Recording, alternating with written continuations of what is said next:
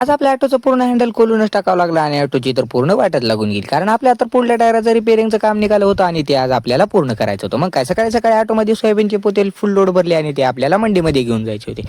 मग काय थेट आलो मोंड्यामध्ये आणि इथे तर सोयाबीनला चाळणी लावलेली आणि आपल्याला तर वेळ लागणार. मग काय तोपर्यंत तर आपल्याला थांबावं लागणार. मग थोड्या वेळात तर सोयाबीनची चाळणी झाली आणि आपली पोती खाली करून झाली.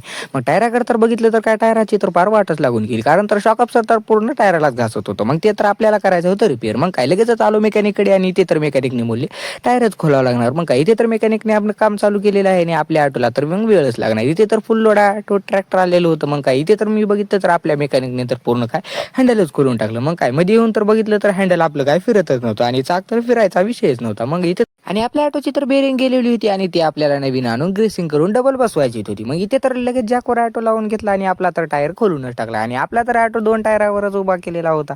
मग इथे तर शॉक अप्सर खोलून टाकला आणि डायरेक्ट टायर पण खोलून टाकला आणि मी त्याला हातात घेऊन बघितलं तर ते गाड्यासारखंच वाटत होतं. आपल्याला तर काय ते मस्त खेळा येत होतं. मग पण काय त्याला रिपेअर करायचं होतं. मग इथे तर ते फिरतच होतं आणि ते मग काय रिपेअरच झालं आणि इथे तर मग काय बेरिंग आली, बेरिंग टाकून पण दिली आणि ग्रेसिंग पण करून घेतलं आणि ते आपल्या ऑटोला फिट करायचं होतं. मग काय 10 मिनिटात आपल्या ऑटोला फिट केलं आणि लगेचच आपण निघालो घरला आणि घरला निघाल्यानंतर आपल्याला गाडी सीएनजी भरायची होती. मग सीएनजी पंपावर सीएनजी भरली आणि आपला ऑटो टकाटक झाला.